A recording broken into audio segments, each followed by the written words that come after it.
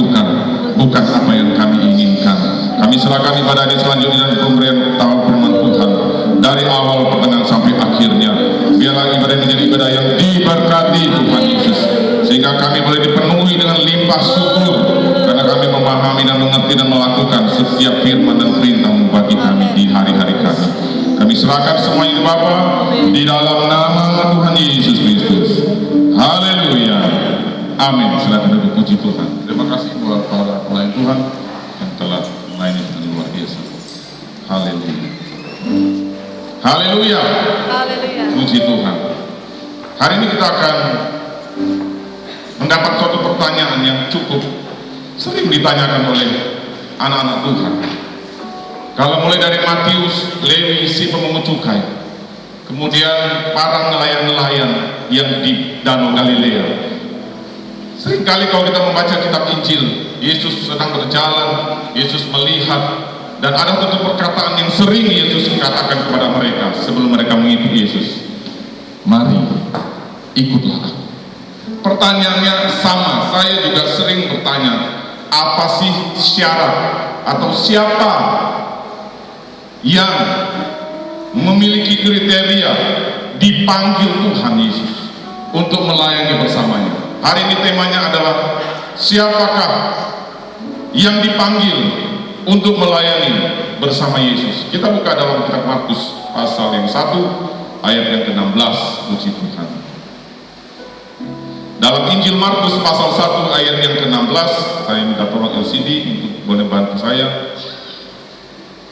Saya cukup kita semua bangkit berdiri. Kita akan lihat dalam Injil Markus pasal yang pertama ayat yang ke-16 sampai ke-20. Sama-sama kita baca dengan lantang dan keras. 2, 3. Ketika Yesus sedang berjalan menyusur Danau Galilea, ia melihat Simon dan Andreas, saudara Simon.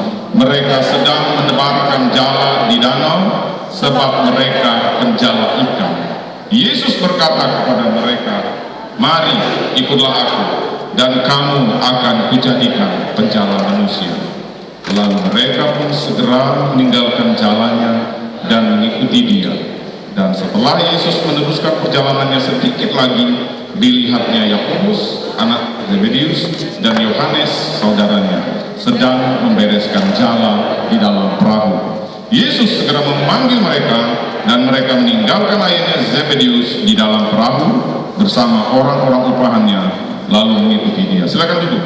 Hari ini kita kembali mengikuti sebuah kalimat yang persis ketika Yesus sama memanggil Lewi atau Matius pemungut cukai. Ia berjalan, melewati atau berhadapan dan melihat, kemudian Yesus berkata dan memanggil, mari ikut aku, come, follow me. Saya tidak tahu mengapa dua kesempatan terakhir setelah dijeda oleh pernikahan di Kana kemarin, saya kembali diingatkan untuk mengambil topik mengenai Tuhan memanggil kita, mari ikutlah. Bapak Ibu saudara-saudara, mungkin kita berpikir, saya sedang seperti Yohanes Yakobus, lagi sibuk di danau, lagi sibuk di profesi pekerjaan saya lagi tidak di gereja loh. Yohanes dan Yakobus anak Zebedius lagi di danau, lagi kerja, lagi jadi nelayan. Yohanes dan Yakobus sedang menebar jala, ayat yang ke-17, ayat yang ke-16. Sedangkan Yesus bergerak sedikit lagi, lalu Yesus melihat dua orang lagi adik beradik, yaitu Simon dan Andreas. Itu di ayat 16. Di ayat yang ke-19 dilihat lagi Yakobus dan Yohanes sedang membereskan jala. Pertanyaannya, siapakah yang cocok dengan kriteria Yesus sehingga Yesus kok tidak memanggil tidak memanggil siapapun, nama-nama yang mungkin terlewatkan. Saya percaya di Danau Galilea tidak cuma hanya Yohanes, Yakobus, Petrus, dan Andreas. Amin.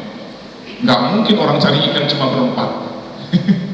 Kita ke Sungai Kapuas, sepanjang itu dari Kapuas Hulu sampai ke Muara Jongkat yang mancing ikan cuma 4 orang? Nggak mungkin. Artinya ada proses seleksi, artinya ada sebuah pilihan yang dikerjakan Yesus, sehingga Yesus ketika melihat Yohanes dan Yakobus anak Zebedeus, Simon Petrus dan Andreas saudaranya, Yesus memanggil. Poin pertama, kita lihat ayat 16, sama-sama kita baca.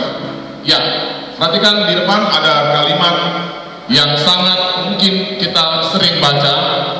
Ketika Yesus sedang berjalan menyusur danau Galilea. Danau Galilea adalah danau air tawar andalan satu-satunya selain dari hulunya, yaitu pegunungan Hermon. Kami sudah pernah ke sana, kemurahan Tuhan, dan memang danau itu luar biasa banget,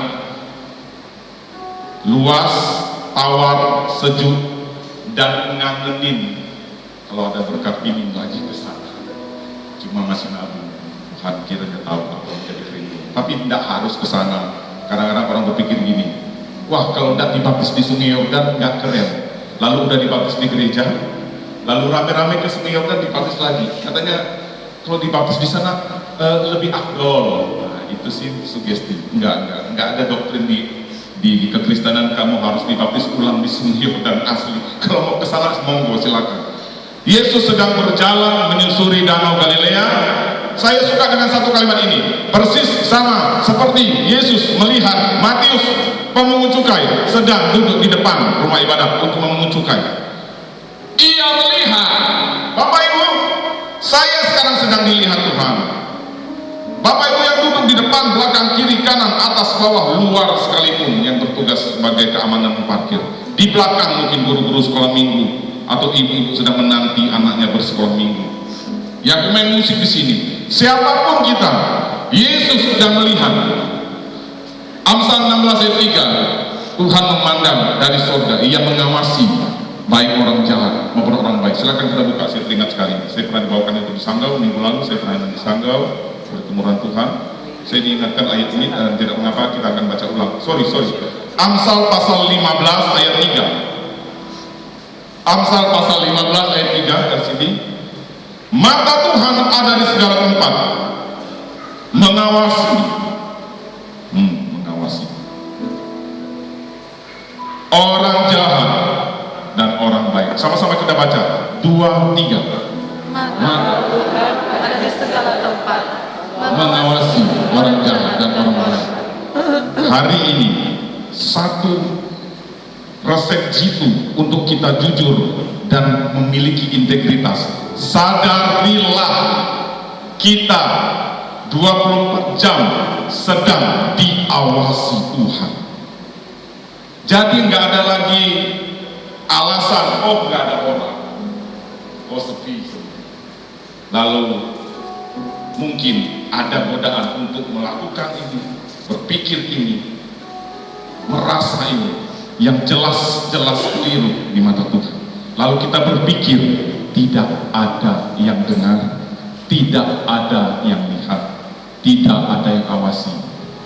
Ayat ini boleh tulis besar-besar di sudut-sudut, di pojok-pojok, di depan cermin. Mata Tuhan ada di segala tempat, mengawasi. Orang jahat kalau diawasi Tuhan takut, tapi kalau orang baik diawasi Tuhan senang. Anak saya Gisel main di tepi pantai Pasir Panjang, dia sendirian main, tapi dia tahu papanya di 1 kilometer di sana, di atas batu, dengan tegap memandang dia, mengawasi. Gisel tidak takut. Yang terjadi adalah karena Gisel tahu papanya sayang dia, Gisel berani, dia bermain dengan enaknya, main pasir. Dia lihat ke ujung lagi di pinggir batu, ada papa saya mengawasi. Jadi konsep mengawasi ditakuti oleh orang jahat, tapi dibutuhkan oleh orang baik. Konsep mengawasi Tuhan bagi orang baik berarti pemeliharaan Tuhan, pendampingan Tuhan, perlindungan Tuhan, penyertaan Tuhan. Tapi bagi orang jahat, aku akan dihukum di tolak tidak bertobat. Kalau sampai nafasku selesai, tapi aku masih menyimpan dosa, kepahitan, dendam, amarah, kebencian, Aku sudah tahu kemana aku pergi. Aku cepat harus berubah. Kembali ke konsep Markus 1 ayat 16. Yesus sedang berjalan menyusul Danau Galilea. Perhatikan Bapak Ibu. Dia lagi jalan. Dia melihat-lihat. Saya percaya dia mungkin melihat si Zakaria. Dia melihat si Filemon. Dia melihat si siapalah katanya. Dia lihat Yohanes, Yakobus anak Zebedeus sedang menebarkan dan membereskan jalan. Pertama-tama yang mereka lihat Simon dan Andreas, ayat 16. Mereka sedang bekerja, Bapak Ibu. Bapak Ibu yang sedang sibuk di kantor, ada Tuhan di sini. Bapak Ibu yang sedang sibuk di sekolah, kuliah, bekerja, di pasar, di rumah sekalipun ibu-ibu rumah tangga menikmati hari-hari tanpa keluarga yang mungkin sibuk keluar kuliah, dan ada Tuhan di sini. Seringkali kita berkata begini, aku harus ke gereja baru bisa bertemu Tuhan. Tapi Tuhan bisa. Sebaliknya juga, Tuhan bisa mendatangi kita. Mereka sedang bekerja di Danau Galilea, Tuhan bisa datang ke tempat kita. Jangan pernah merasa sendiri. Ini bagi kita semua yang merasa sendirian di tengah-tengah dunia yang berat. Mungkin kita merasa hari-hari ini kita sendirian, nggak ada yang menolong, nggak ada yang peduli. Tuhan melihat, bukan cuma melihat, dia mendatangi Simon dan Andreas. Kalau dalam kitab sinoptik yang lain, ini berbicara tentang Simon dan Andreas yang sedang tidak mendapat apa-apa semalam-malaman menangkap ikan. Masih ingat Lukas 5? Ini paralel ceritanya, tapi Markus dipersingkat, dia ambil sisi lain. Jadi Yesus, Tuhan kita, dia ada di sekitar kita dan memperhatikan kita. Aku lagi bekerja di luar kota, aku lagi bekerja di manapun, aku lagi kuliah, sekolah, jauh dari orang tua, di kos-kosan, kontrakan sekalipun. Aku mungkin melayani Tuhan tempat ini, tapi mungkin aku merasa Tuhan, aku sudah melayani Tuhan dari puluhan tahun dari kecil. Kenapa doa-doaku tak terjawab? Seolah Engkau meninggalkan aku. Tuhan, Engkau jahat. Jangan pernah berpikir seperti itu. Tepat pada waktunya, indah pada waktunya. Ya. Pengkhotbah 3 ayat 11. Segala sesuatu indah pada waktunya. Bapak Ibu, kata-kata ini menghibur saya. Ketika kita merasa sendirian di tengah dunia yang penuh dengan gejolak, satu perasaan jiwa manusia, ada satu kekosongan ketika dia sudah mungkin memiliki apapun, sudah memiliki siapapun, tapi seringkali manusia nempel kepada kita karena ada pamrih, benar?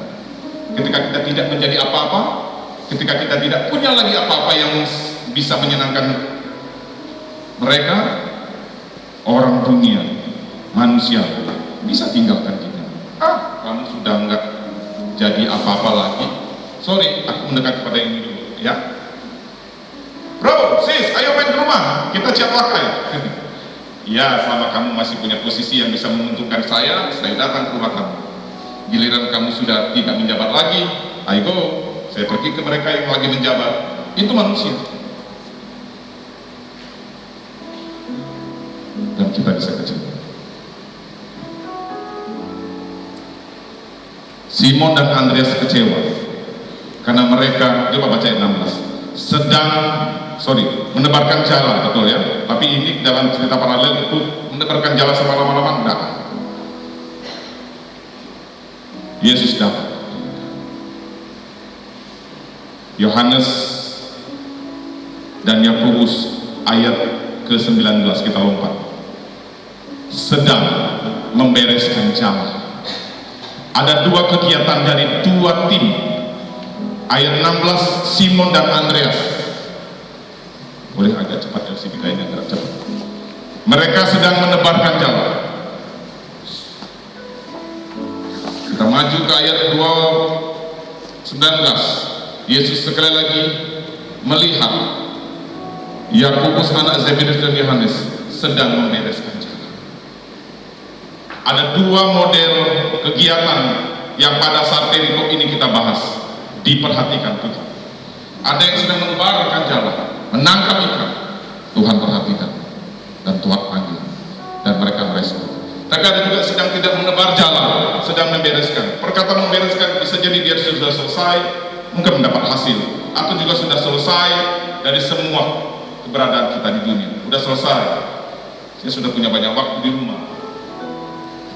Tuhan juga masih perhatikan.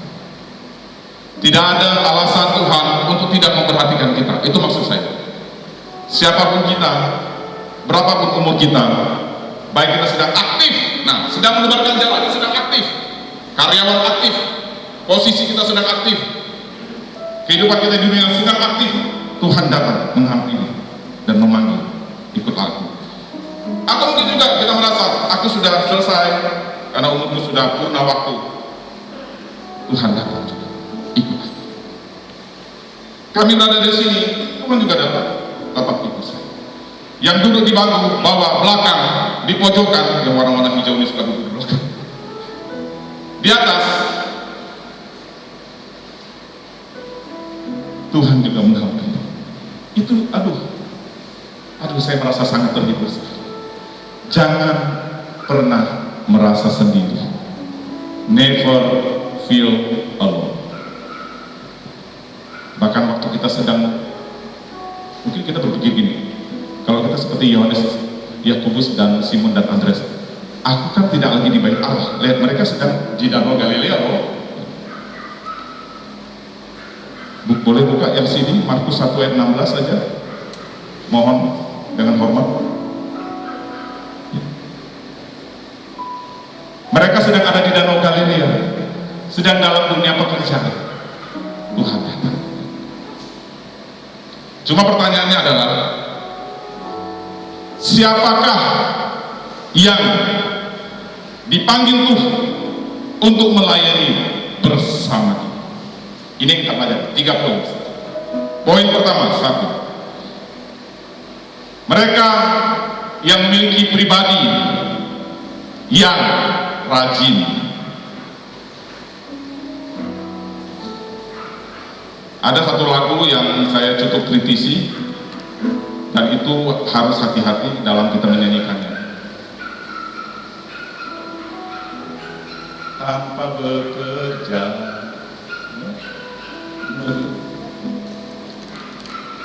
burung di udara dia pelihara tanpa bekerja.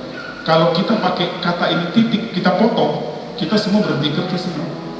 Sudah duduk-duduk aja di gereja dari Senin sampai Minggu.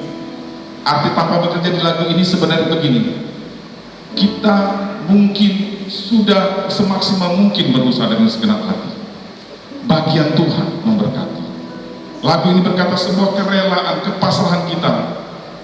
Aku tidak bekerja supaya Tuhan memberkati aku, tapi aku bekerja melakukan bagian saya di dunia. Saya sebagai guru, jadi guru yang terbaik. Saya menjadi birokrat, menjadi birokrat yang terbaik. Saya dipercaya menjadi ibu RT di Pondok Indah Lestari. Saya menjadi ibu RT yang terbaik. Saya menjadi orang di kebun sawit, jadi orang saya bekerja dengan sebaik. Saya menjadi seorang pelajar. Orang tuaku sudah membiayai aku dengan sangat mahal. Aku lakukan dengan segenap hati, karena kalau aku tidak naik kelas, ini saya sering katakan dengan anak-anak muda yang masih sekolah dan kuliah, air mata mereka akan menetes tanpa kita sadar. Biaya yang dikeluarkan orang tua ini untuk anak-anak muda yang masih sekolah dan kuliah bukan kecil. Kalau kita tidak sungguh-sungguh sekolah dan belajar di kuliahan, orang pertama yang menangis bukan Anda, orang tua yang bekerja berjerih lelah, dan mereka terima kasih buat renungannya.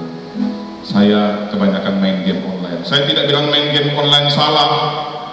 Yang jadi salah kalau main game online sampai jam 4 subuh, akhirnya telat bangun dan tidak masuk sekolah kuliah 1 bulan, drop out, selesai. Ulangi lagi 1 tahun, biayamu 1 tahun, coba kamu kalikan dengan biaya 1 bulan, 1 semester. Iya om, berapa juta coba? Itu butuh berapa kilo padi kalau orang kamu tanam? Itu butuh berapa ton ikan kalau orang kamu nelayan? Itu butuh berapa keringat kalau orang kamu bekerja di kantor, di sekolah, di pasar, dimanapun. Akhirnya mereka sadar, ya Allah, terima kasih. Balasanmu bukan kasih uang sama orang tua, karena kamu belum bekerja, belum punya uang. Balasanmu adalah sekolah yang benar, kuliah yang benar, bekerja yang benar. Dan pada bagian Tuhan, the moment of the truth-nya adalah ketika Tuhan melihat kita sedang bekerja, Tuhan suka memanggil orang-orang yang sedang bekerja, yang aktif, yang rajin, pribadi yang giat bekerja. Itu poin pertama. Adalah salah satu pribadi yang menjadi kriteria nama Tuhan memanggil dan berkata kepada mereka, mari ikutlah aku. Ayat 17, kamu akan kujadikan penjala manusia. Poin kedua, saya tidak perlu lama-lama karena hari ini banyak acara ya. Poin kedua, pribadi yang seperti apakah yang dipanggil Tuhan Yesus untuk melayani bersama Dia? Yang kedua, kita baca ayat yang ke-17 LCD. Yesus berkata kepada mereka, mari ikutlah aku, dan kamu akan kujadikan. Pribadi yang poin kedua, kriteria kenapa Tuhan memilih dan memanggil untuk bekerja bersama Dia melayani adalah pribadi yang mau dibentuk oleh Tuhan. Kata kujadikan itu tidak bisa kita model seperti mie instan, kopi instan, susu instan, jepret selesai. Hari ini masih mentah, jepret, besok langsung matang. Hari ini baru tanam kelapa, besok langsung berbuah kelapa tingginya 20 meter. Hari ini baru tanam padi sekalipun perlu berapa bulan. Hari ini baru tanam gandum, apalagi gandum. Apalagi kalau saya pernah bercerita tentang pohon zaitun dan pohon kurma di Timur Tengah. Yesus memakai perumpamaan dari pohon-pohon yang sering ditemui di sekitar Dia. Kalau Yesus berada di balai karangan, Dia akan pakai perumpamaan, lihatlah pohon durian itu. Benar? Jadi kita yang orang Indonesia jangan gini ya, kok tidak pernah disebut pohon durian itu ya, atau pohon sawit itu misalnya lah, tanamlah pohon sawit, maka besok akan langsung berbuah. Oh enggak lah, harus dipupuk dulu, ditunggu dulu 4 tahun setengah, kalau tidak salah ya, betul ya. Ada buah pasir katanya, ya syukur-syukur buahnya bagus, tiba-tiba sekali berbuah, alamak, perlu waktu. Poin kedua, pribadi yang seperti apakah yang dipanggil Tuhan Yesus? Ya, Yesus yang memanggil, bukan pendeta, bukan manusia. Yesus langsung panggil, mari ikutlah aku. Adalah pribadi yang mau dibentuk Tuhan. Sakit, iya. Nggak enak, benar. Saya maunya ke kanan, Tuhan bilang, tunggu dulu, kamu lurus dulu. Tapi di kanan banyak buah-buah yang bagus. Tuhan bilang, iya, tapi itu buah orang, itu curi kan? Waktu kita ke Batu Malang ya, Mah, kita melewati kiri kanan kebun apel. Pingin rasanya, cuma jalan 1/2 meter, nggak ada yang jaga. Luas sekian hektar kebun apel, kanan kebun apel, di ujungnya ada pura Hindu naik atas bukit, the hidden gems. Kalau orang-orang milenial bilangnya the hidden gems. Naik ke atas bukit sunyi, buah bergantungan, matang-matang. Iya, mungkin saya jadi memahami kayak Hawa dan Adam ya. Hawa kan jalan-jalan ke Taman Eden kan, dilarang makan buah ini kan. Hawa mungkin tiap hari lihat, aduh buahnya ranum banget, udah dosa-dosa gitu kan.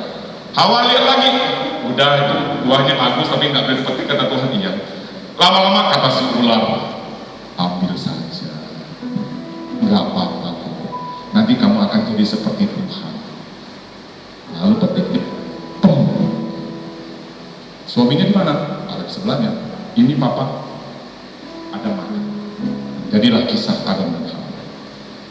Tapi ada juga ayat yang berkata begini, mata Tuhan ada di segala tempat. Kami yang khotbahkan, kami yang sering bawakan, masa kami yang petik? Belilah di pasar, bisa bah, 15.000 dapat rezeki. Ini Dari mobil buka jendela tinggal Tapi kan ada kesadaran tadi. Salah satu ayat ini juga membuat kami dan kita hati-hati dalam bersikap di dunia ini. Amsal 15 ayat 3. Amsal 153. Mata Tuhan ada di segala tempat, mengawasi kita semua yang sedang duduk ini, apakah sedang main HP atau dengar firman Tuhan. Sorry ya, nggak nyinggung ya. Atau sedang memperhatikan firman Tuhan. Kalau ada status boleh, ada status ayat, mata Tuhan ada segala, semuanya ada status. Saya beri waktu 1 menit. Silakan kita masuk ke ada status tidak?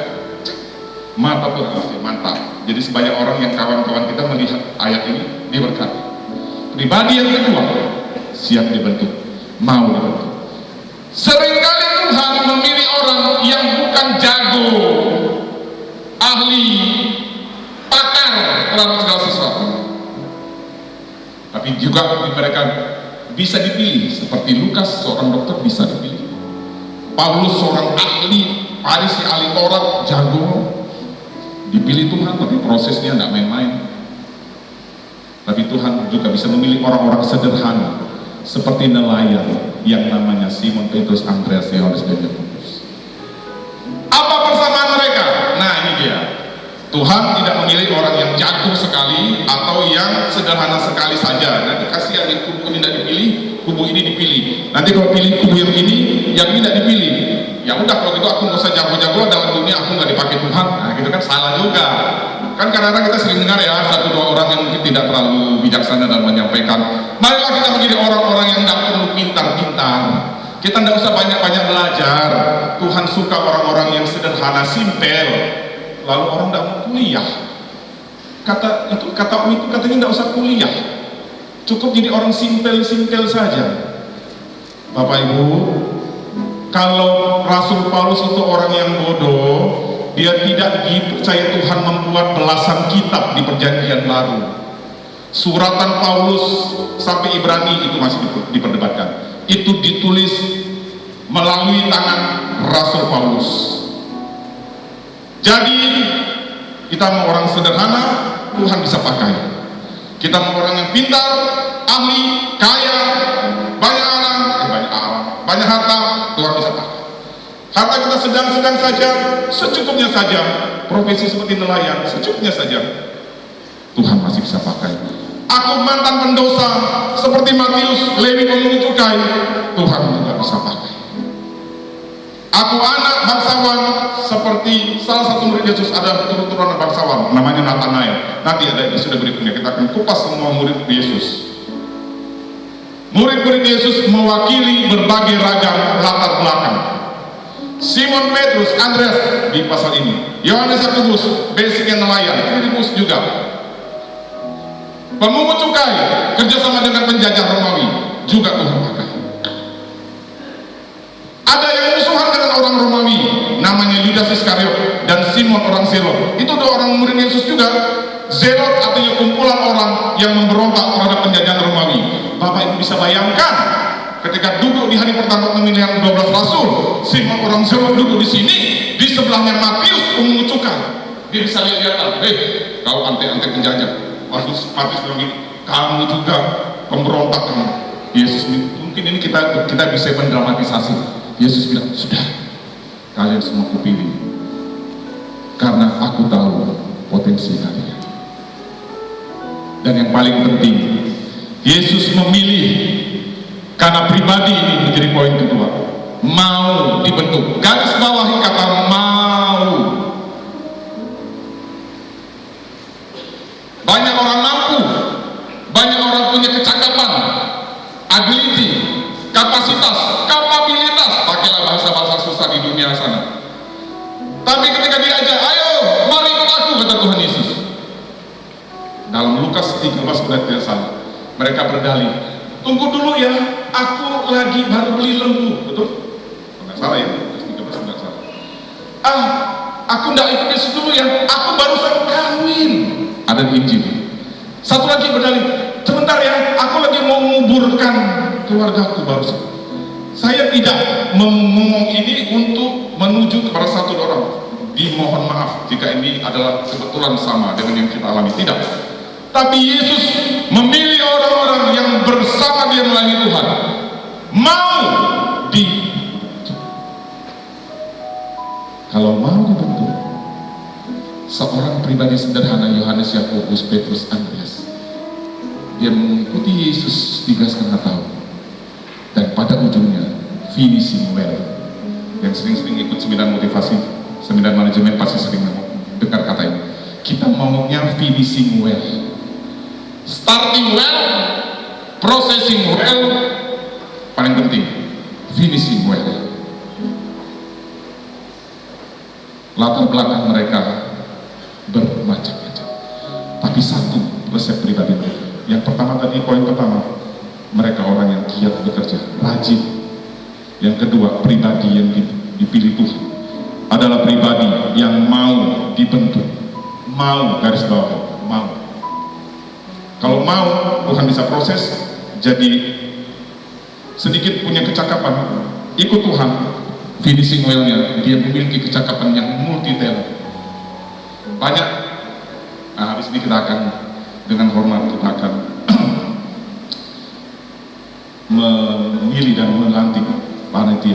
Tidak kebetulan ini, soal ini firman ini sudah disiapkan jauh-jauh seminggu. Harusnya pelantikan minggu depan, ya, ada rapat, betul ya, Ibu Antai? Jadi tidak cocok logi ya, firman ini sudah saya siapkan berbulan-bulan yang lalu.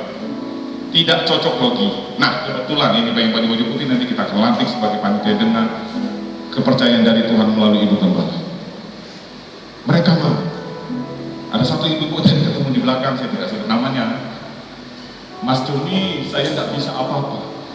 Benar, saya juga tidak bisa apa-apa. Tapi karena tidak bisa apa-apa itu kita mau dibentuk Tuhan. Tuhan jadikan kita bisa. Amin. Musa waktu ditanya Tuhan, kamu pimpin bangsa Israel ya? Musa ngomong apa? Jangan, aku tidak bisa, tidak sanggup. Tuhan langsung bilang, kamu tidak bisa apa?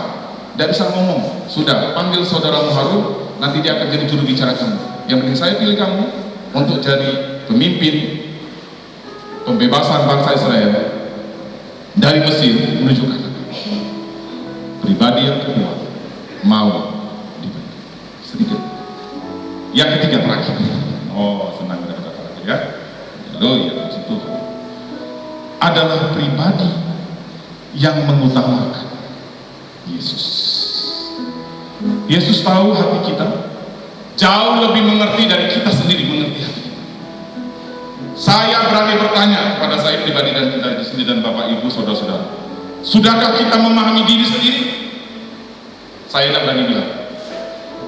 Seringkali Tuhan tahu potensi yang tersembunyi dalam hidup kita, itu belum dimaksimalkan karena kita terbatas oleh tembok yang namanya gambar diri. Pola asuh orang dari kecil, dia selalu dibilang sama orang tuanya, dia nakal kan, dasar anak, kamu akan berantakan hidupmu, masa depanmu curam. Tuh, bayangkan. Bapak Ibu jangan pikir ini bukan terjadi sama orang lain loh. Ada di tengah-tengah kita. Dari kecil dia ditanamkan, kamu tidak bisa apa-apa karena kamu tidak melakukan ini. Kamu orang gagal. Bayangkan jahatnya kata-kata ini. Di sini tidak ada. Di sana, sini. Mungkin. Kata-kata itu seperti doa. Walaupun itu terlontar tidak sengaja karena marah. Ini untuk orang tua dan saya. Jaga kata-kata kita di depan anak,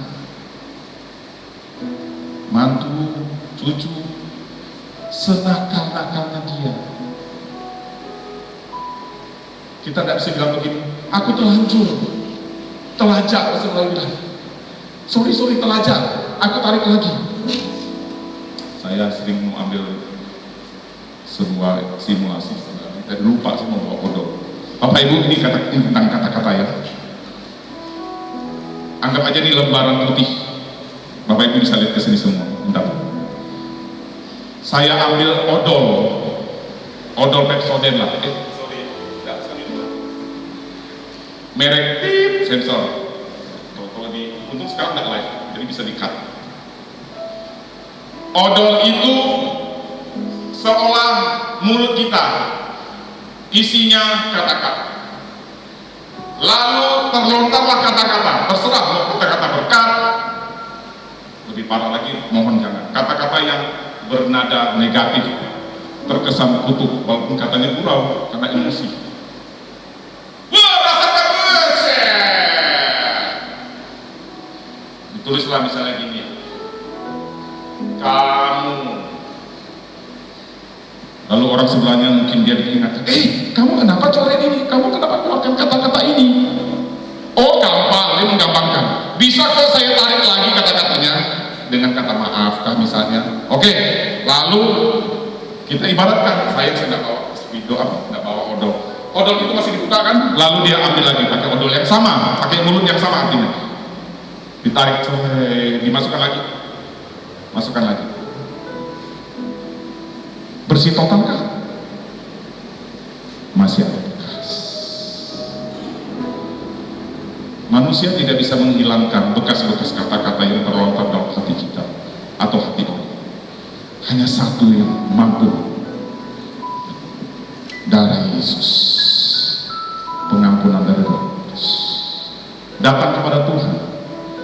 Kita berharap manusia minta maaf sama kita supaya kita pulih, atau kita berharap kita minta maaf sama orang supaya orang. Selama masih dikerjakan oleh manusia,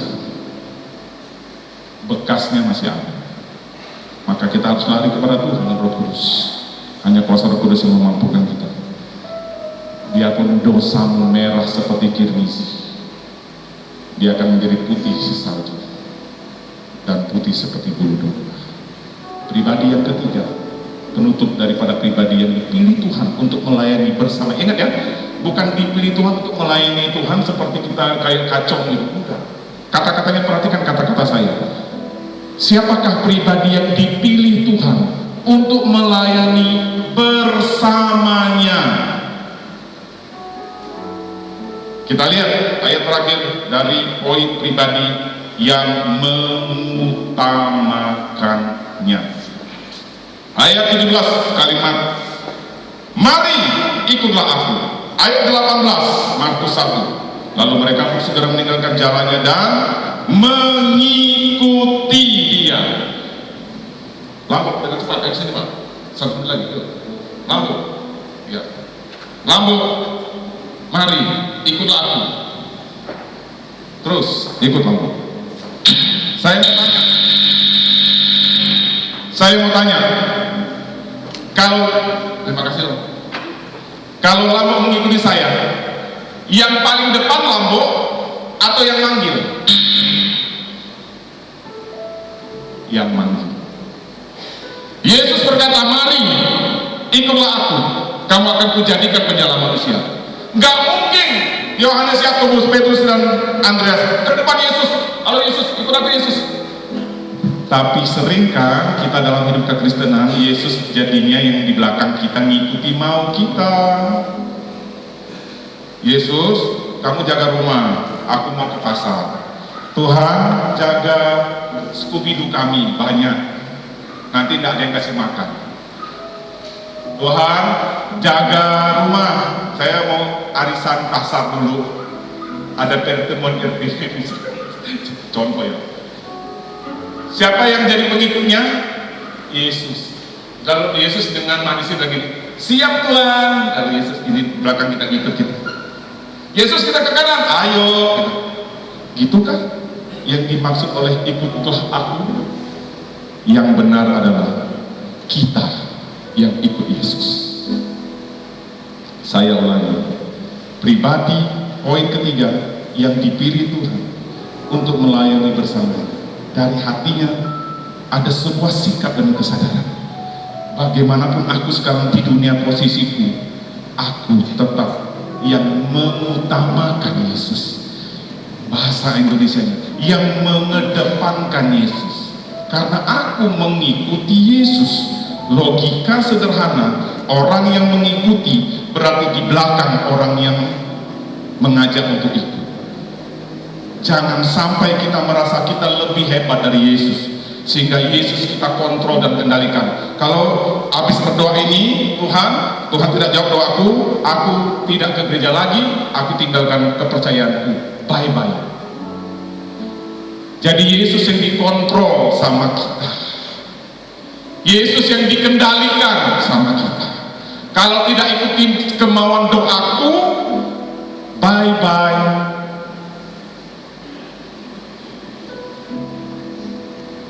I'm gone. See you next. Apakah Yesus langsung menangis? Tolonglah, kembalilah anakku. Mau apa saja akan kuturunkan anakku. Kalau perlu hari ini akan kuturunkan 50 kuintal emas langsung di depan. Asalkan kau ikut aku. Tolonglah, please, tolong. Yesus maha baik. Tuhan itu baik. Tapi Tuhan itu juga adalah Raja segala raja, Hakim dari segala hakim, tapi dia juga adalah Bapa yang baik. Jadi Bapa kita itu hakim segala hakim, Bapa kita itu Raja segala raja. Ini sudah jelas. Gak ada raja yang memohon-mohon kepada rakyatnya, mohon please ikuti aku ya, aku kasih kamu slot deh, aku sogok kamu ya, asalkan kamu ikut aku. Itu pemikiran anak-anak rohani. Tapi kita semua, kami sudah bukan anak-anak rohani lagi. Kita sudah dewasa. Orang dewasa rohani, dia tahu apa yang dia harus kerjakan, sekalipun mungkin tidak disuruh. Amin. Itu berlaku menurut saya. Firman Tuhan ini bukan saya tujukan kepada Bapak Ibu pertama kali, tidak, atau yang di atas, tidak. Kami. Jadi 3 poin itu kan. Boleh WL singer ke belakang untuk kita siap lagi. Pribadi yang rajin, giat bekerja. Yang 2 orang lagi menebarkan jalan, yang 2 orang berikutnya sedang membereskan jalan. Pribadi yang, poin kedua, pribadi yang mau, garis bawah, dibentuk Tuhan untuk melayani bersama Tuhan. Maka katanya Yesus bilang apa? Mari ikutlah aku, kamu akan kujadikan. Kata kujadikan artinya butuh proses. Sabarlah Bapak Ibu, sabarlah hidupku. Saya juga sabarlah. Hai anakku, sabar. Walaupun mungkin jawaban doa kita belum dikabulkan, sabar, sabar, sabar. Nana lewat. Bagus kalau lagu lama ya, saya lupa kata-kata. Sabar, nana nana nana, sabar, sabar itu. Nah, nanti boleh bayar saya. Ada liriknya saya lupa cari. Sabar. Yang ketiga, pribadi yang dipilih Tuhan untuk melayani bersama adalah pribadi yang selalu, bukan sekali aja, selalu mengutamakan